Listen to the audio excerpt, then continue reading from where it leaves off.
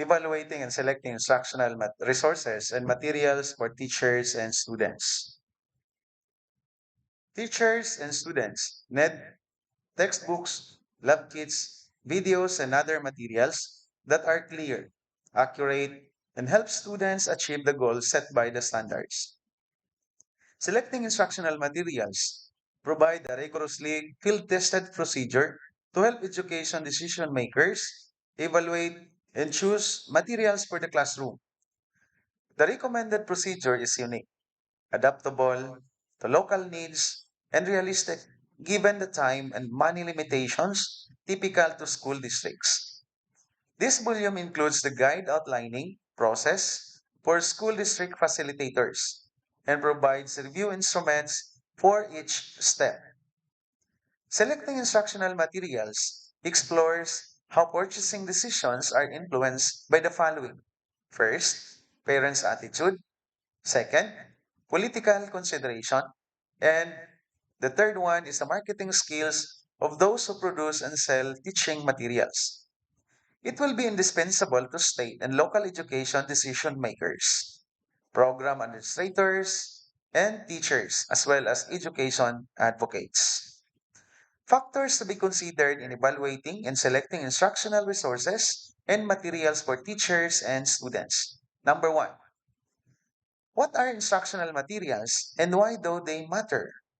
Second, types of instructional materials. Third, evaluating instructional resources. Fourth, instructional materials examples. And the fifth one is the lesson summary. Let us first discuss the number one. What are instructional materials and why do they matter? Under this, instructional materials, also known as instructional resources, are all of the tools a teacher uses in teaching a lesson. Second, these materials can include materials that students bring from school as part of the following. Letter A, project. B, a textbooks. And letter C, homework assignments. Letter D, other types of resources. Selection modification and effective utilization of the right materials can increase students' engagement and learning. Second is the types of instructional materials. We have letter A, traditional resources. Under this is the textbook, anthologies, and workbooks. These resources are structured creations that are meant to provide structured, pre-approved educational experiences. We have number one, textbooks. Provide detailed information about a topic and may provide questions or assessment for students to improve their learning. Second, dentologies.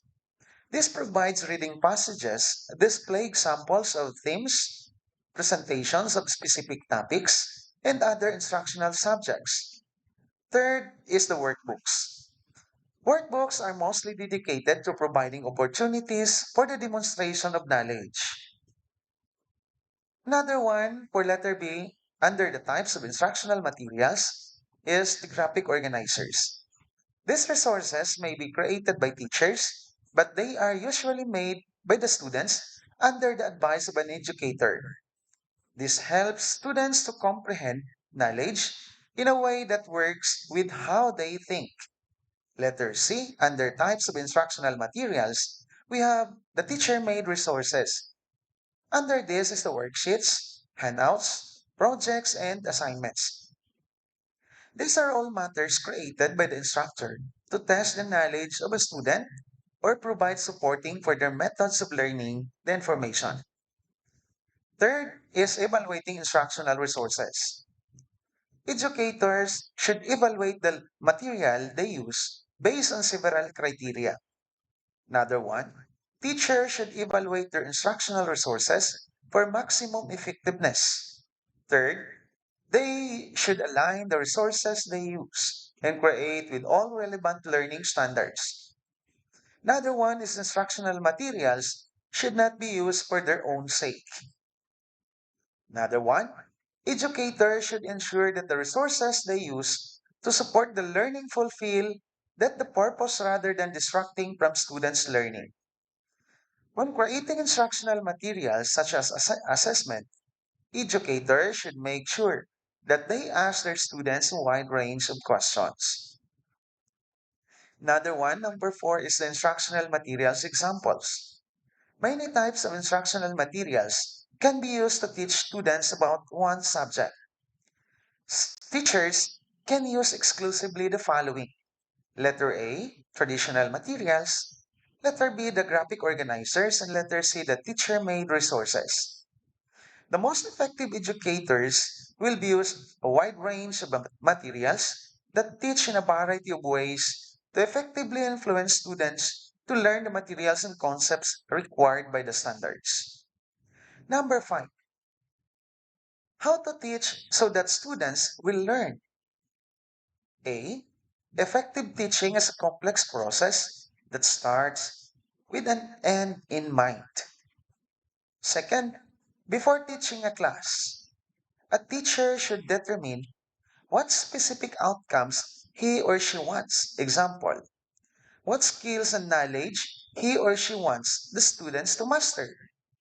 Number three, the next decision to make will be to determine how much the students already know, and you need to build some background knowledge before starting to teach to the unit or lesson's goal. Another one, the teacher is a facilitator who introduces the lesson by providing a rationale and contextualizing the context to be taught. An important step is an assessment of whether the students are learning the material or not. And another one, assessment is the last step and involves determining the degree to which the students have grasped the materials taught to them. Thank you for watching and good day to everyone.